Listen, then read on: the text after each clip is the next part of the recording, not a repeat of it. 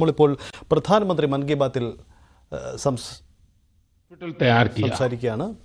इंजीनियरों की एक टीम ने अहम इमारतों और इंफ्रास्ट्रक्चर्स को हुए नुकसान का आकलन करने में मदद की। भारतीय टीम ने वहां कंबल, टेंट, स्लीपिंग बैग, दवाइयां, खाने पीने के सामान के साथ ही और भी बहुत सारी चीजों की सप्लाई की। इस दौरान भारतीय टीम को वहां के लोगों से बहुत सारी तारीफ भी मिली। साथियों, इस संकट में साहस, धैर्य और सूझबूझ के कई दिल छू जाने वाले उदाहरण सामने आए। भारत की टीम ने 70 वर्ष से ज्यादा उम्र की एक बुजुर्ग महिला को बचाया, जो मलबे में 18 घंटों से दबी हुई थी। जो लोग अभी टीवी पर मन की बात देख रहे हैं, उन्हें उस बुजुर्ग महिला का चेहरा भी दिख रहा होगा। भारत से गई टीम ने उनके ऑक्सीजन लेवल को स्टेबल करने से लेकर फ्रैक्चर के ट्रीटमेंट तक इलाज की हर सुविधा उपलब्ध कराई। जब इस बुजुर्ग महिला को अस्पताल से छुट्टी मिली तो उन्होंने हमारी टीम का बहुत आभार जताया। वो बोली कि भारतीय बचाव दल की वजह से उन्हें नया जीवन मिला है। बहुत से लोगों ने हमारी टीम को बताया कि उनकी वजह से वो अपने दोस्तों और रिश्तेदारों को ढूंढ पाए। साथियों, भूकंप के बाद म्यांमार में मांडले की एक मॉनेस्ट्री में भी कई लोगों के फंसे होने की आशंका थी। हमारे साथियों ने यहां भी राहत और बचाव अभियान चलाया। इसकी वजह से उन्हें बौद्ध भिक्षुओं का ढेर सारा आशीर्वाद मिला। हमें ऑपरेशन ब्रह्मा में हिस्सा लेने वाले सभी लोगों पर बहुत गर्व है। हमारी परंपरा है, हमारे संस्कार है वसुधैव कुटुंबकम की भावना। पूरी दुनिया एक परिवार है। संकट के समय विश्व मित्र के रूप में भारत की तत्परता और मानवता के लिए भारत की प्रतिबद्धता हमारी पहचान बन रही है। साथियों, मुझे अफ्रीका के इथियोपिया में प्रवासी भारतीयों के एक अभिनव प्रयास का पता चला है। इथियोपिया में रहने वाले भारतीयों ने ऐसे बच्चों को इलाज के लिए भारत भेजने की पहल की है जो जन्म से ही हृदय की बीमारी से पीड़ित हैं। ऐसे बहुत से बच्चों की भारतीय परिवारों द्वारा आर्थिक मदद भी की जा रही है।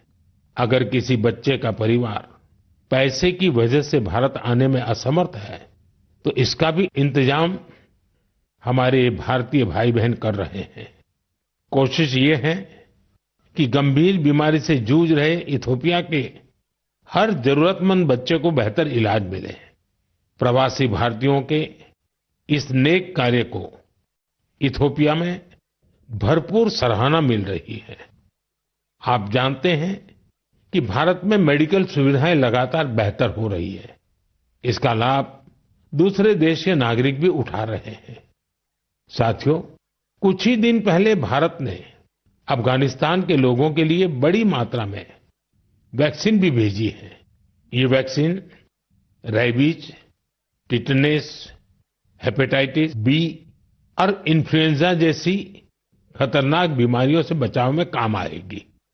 भारत ने इसी हफ्ते नेपाल के आग्रह पर वहां दवाइयां और वैक्सीन की बड़ी खेप भेजी है। इनसे थैलेसीमिया और सिकल सेल डिसीज के मरीजों को बेहतर इलाज सुनिश्चित होगा। जब भी मानवता की सेवा की बात आती है तो भारत हमेशा इसमें आगे रहता है और भविष्य में भी ऐसी हर जरूरत में हमेशा आगे रहेगा। साथियों, अभी हम डिजास्टर मैनेजमेंट की बात कर रहे थे और किसी भी प्राकृतिक आपदा से निपटने में बहुत अहम होती है आपकी अलर्टनेस, आपका सचेत रहना। इस अलर्टनेस में अब आपको अपने मोबाइल के एक स्पेशल ऐप से मदद मिल सकती है।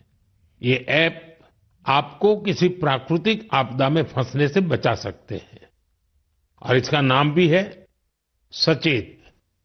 सचेत ऐप भारत की नेशनल डिजास्टर मैनेजमेंट अथॉरिटी ने तैयार किया है। बाढ़, साइक्लोन, लैंडस्लाइड, सुनामी, जंगलों की आग, हिमस्खलन, आंधी, तूफान या फिर बिजली गिरने जैसी आपदाएं हो, सचेत ऐप आपको हर प्रकार से इन्फॉर्म और प्रोटेक्टेड रखने का प्रयास करता है। इस ऐप के माध्यम से आप मौसम विभाग से जुड़े अपडेट्स प्राप्त कर सकते हैं। खास बात यह है कि सचेत ऐप क्षेत्रीय भाषाओं में भी कई सारी जानकारियां उपलब्ध कराता है। इस ऐप का आप भी फायदा उठाएं और अपने अनुभव हमसे जरूर साझा करें। मेरे प्यारे देशवासियों, आज हम पूरी दुनिया में भारत के टैलेंट की तारीफ होते देखते हैं। भारत के युवाओं ने भारत के प्रति दुनिया का नजरिया बदल दिया है और किसी भी देश के युवा की रुचि किस तरफ है, किधर है, उससे पता चलता है कि देश का भविष्य कैसा होगा। आज भारत का युवा साइंस, टेक्नोलॉजी और इनोवेशन की ओर बढ़ रहा है। ऐसे इलाके जिनकी पहचान पहले पिछड़ेपन और दूसरे कारणों से होती थी, वहां भी युवाओं ने ऐसे उदाहरण प्रस्तुत किए हैं जो हमें नया विश्वास देते हैं। छत्तीसगढ़ के दंतेवाड़ा का विज्ञान केंद्र आजकल सबका ध्यान खींच रहा है। कुछ समय पहले तक दंतेवाड़ा का नाम केवल हिंसा और अशांति के लिए जाना जाता था, लेकिन अब वहां एक साइंस सेंटर बच्चों और उनके माता पिता के लिए उम्मीद की नई किरण बन गया है। इस साइंस सेंटर में जाना बच्चों को खूब पसंद आ रहा है।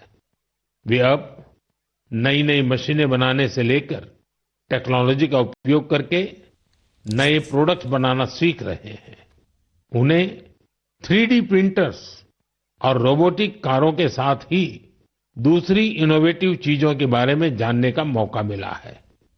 अभी कुछ समय पहले मैंने गुजरात साइंस सिटी में തീവ്രവാദത്തിനെതിരെ രാജ്യം ഒറ്റക്കെട്ടായി നിൽക്കണമെന്ന സന്ദേശമാണ് പ്രധാനമന്ത്രി മുന്നോട്ട് വയ്ക്കുന്നത്. കാശ്മീരിലെ പ്രധാനപ്പെട്ട മെച്ചപ്പെട്ട സാഹചര്യം ഇല്ലാതാക്കാൻ തീവ്രവാദികൾ ശ്രമിക്കുന്നു. അതിനെതിരെ ഒറ്റക്കെട്ടായി നിൽക്കണമെന്നതാണ് നീക്കം.